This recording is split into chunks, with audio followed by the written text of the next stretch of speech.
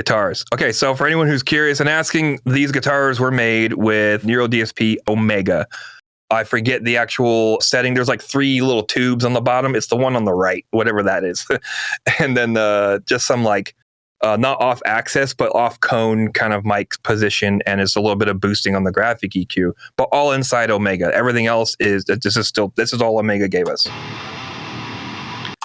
I don't normally use Omega, but I did learn Omega sounds amazing on low tuning guitars. Like something about it like cleans up the mud automatically, and then you get this what the band referred to as a buzzsaw. Like sounds like a buzzsaw on a guitar. And because of that excitement, I'm like, well, looks like we're using this amp tone. So I gotta make this work. So let's check this out.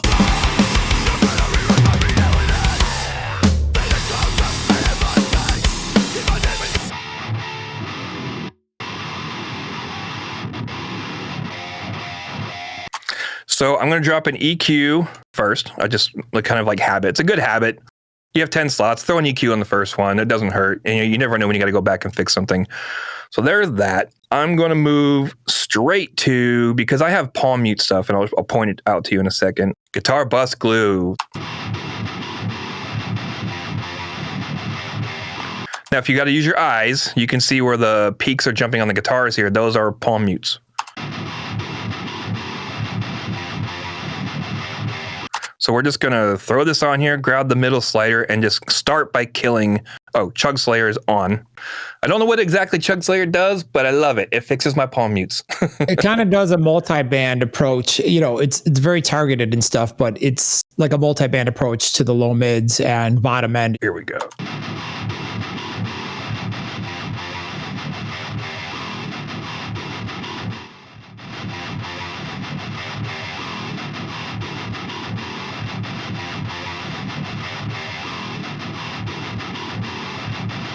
Cool. I don't want to go so far where I don't feel the guitar palm muting, because sometimes you don't hear the palm if you go too far.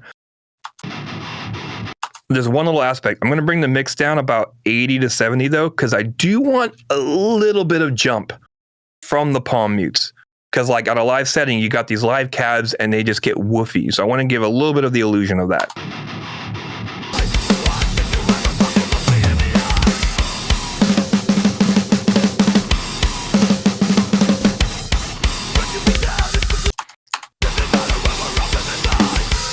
All right, so I'm going to bring the guitars to unity at this point. I know it's about like -8 or so, so I'm going to bring on CLA. And every time I say that, I mean the channel strip. I gotta stop. Okay, so we have this. I'm going to bring my line down to about -7, -8, and I'm going to work with the rest from there. It should be kind of sitting where I just had it. Right off the bat, mic gain. I want to hear that sat.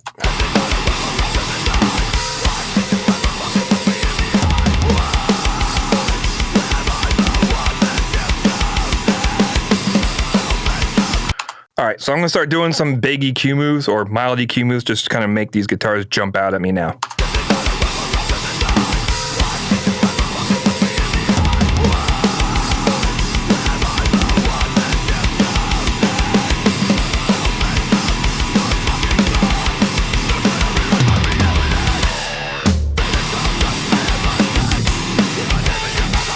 All right, so there's a good spot. When he does this little don't sound, where is it? Yeah, that's a palm mute. That's a great example of a palm mute that I want to make sure I'm hearing and feeling. So if I'm killing that too much, then I'm losing my goal.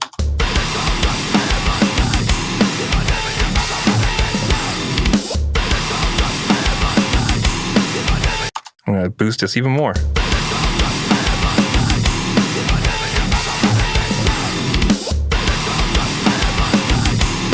Nice. I love feeling like the cab is ridiculously loud. You know, I like making it sound like the cab is shaking the room. You know, as you hear that over distorted on the palm, you know what I mean? And I don't know, something about that raw sound I can't not have. Okay, so a couple of things I want to do here. There's a little bit of mud I want to carve out, and then I'm going to kind of put back using Specter. I mentioned that yesterday. We're going to see that in a second.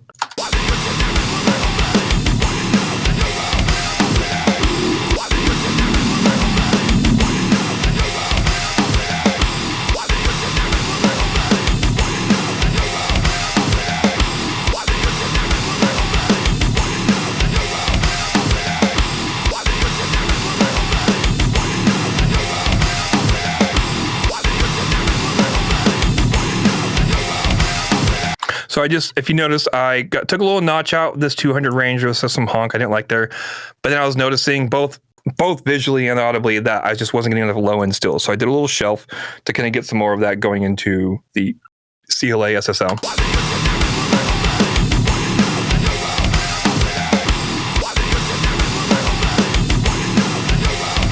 All right, we're getting there. So let's go to Specter. Now, I'm not going to really use this yet. I'm just going to have it here and show you what I'm going to be doing later. But right now, it's going to get in the way. So Specter, if you aren't aware, it looks like an EQ. It is not. This is a saturation plugin that works in medium and very subtle ways. So the mode down here has like subtle, medium, and aggressive. I'm never not on subtle mode. This can't cut, this only boosts. Granted, if you go far enough, it just starts sounding like EQ, but I like the subtle moves to this. Like you can do quite a bit. You don't really gain level on the signal, but you will gain the density that you're trying to add here. So I usually like adding this 400 here, and sometimes like 3K if I feel like I'm losing some of the jump out bite. So I'll show you what it will do.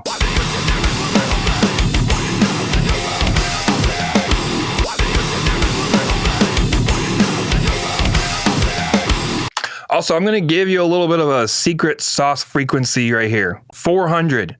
400 is a magic number for guitars.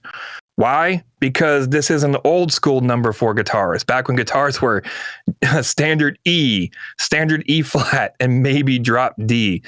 The body for these guitars were landing around the 400 page. I was working with the front of house for Tesla. Now, granted, this is an older band, but they are playing big, like stadiums, arenas, and like amphitheaters and stuff like that. So he's doing big boy sound, big format sound.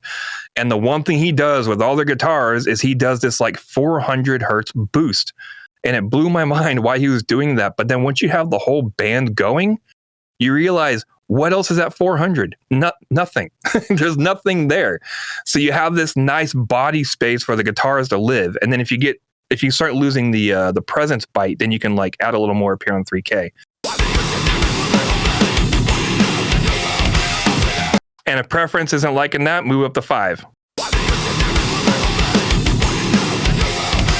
But right off the bat, it got a little crispy. I'm going to leave the 400 because I actually like what I did with it.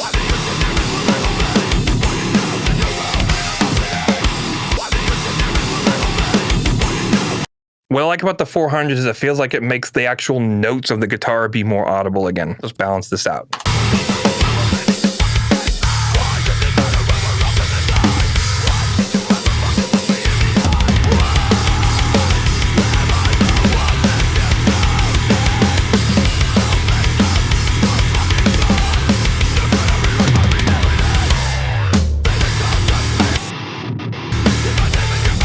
All right, so now we got to bring some bite back in.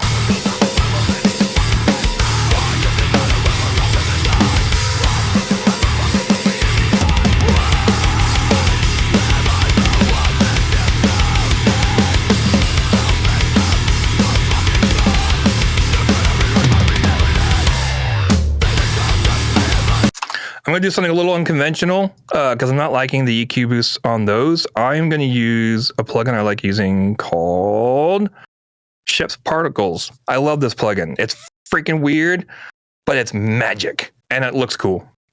So this thing, I believe, is like a combination of like multi-band compression and like saturation or distortions and stuff like that.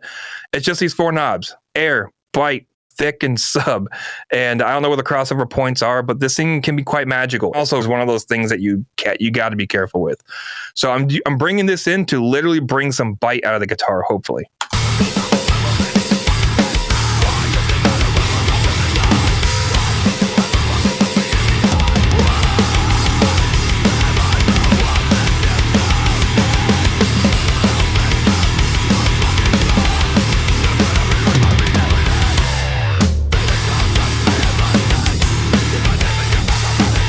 All right, did a little bit, but then there's a point where it kind of stops being helpful.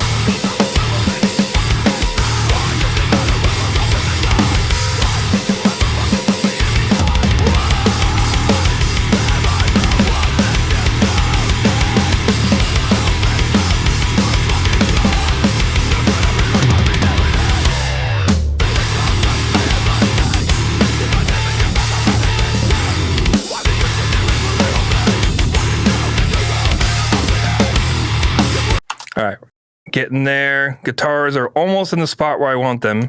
I'm just going to see what this sounds like when it's going through the tube bus. I don't think I'm going to be using it, but I want to know for sure.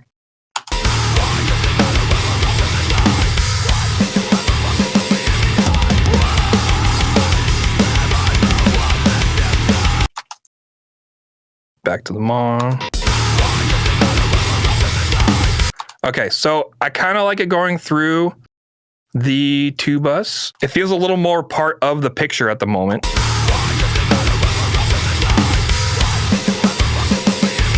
I'm going to try one thing that doesn't always work because of phase issues. Sometimes I'll throw on a send here to like basically do a parallel trick with the guitars. I'll send it down to that MIDI compression channel, and then possibly I'll send this back to the monitor output, my master output. But sometimes because of certain plugins, the timing doesn't line up. You know what I mean? Sometimes it just doesn't work. So I'm just going to see how it sounds by itself. I'll tell right off the bat if it gets phasey, this ain't going to work.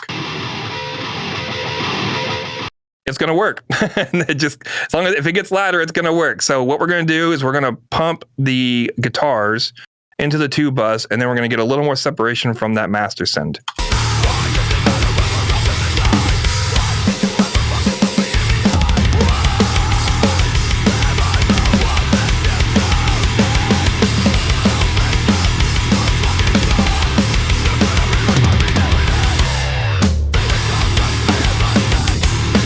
That's much better. Okay, a couple little woofy spots I want to take care of.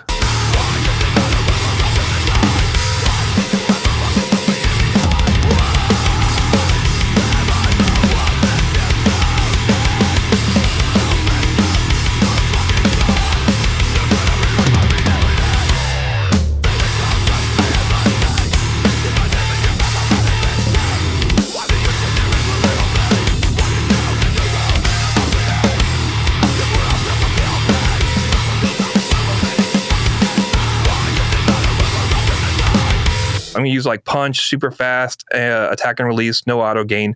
And I'm going to bring in the snare side chain. Just grab like bus 5. We'll rename this to snare side chain. We're going to bring it in on to this one, snare side chain. It's up there on the left. I'm going to open up the send. We'll have that ready to go. Sidechain information, hit the external, which is the sidechain. And then we have also a nice level gain here. So sometimes when our snares are super cranked, you can adjust the actual level inside here as well as the send. So I'm going to bring this up and we're going to start seeing what it's doing. I'm going to have the threshold down to like nothing.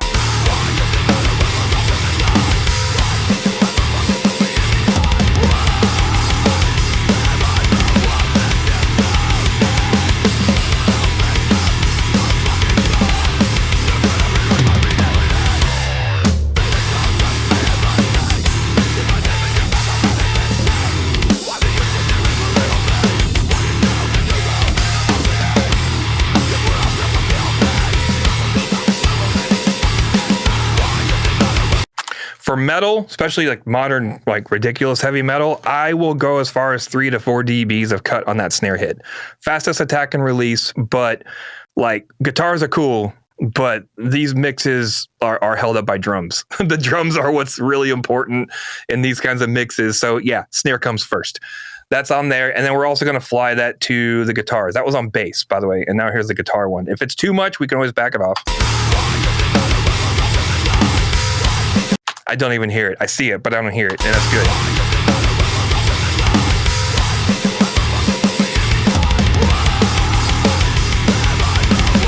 If anything, I don't hear the guitars being affected. I hear the snare coming through. That should be the effect.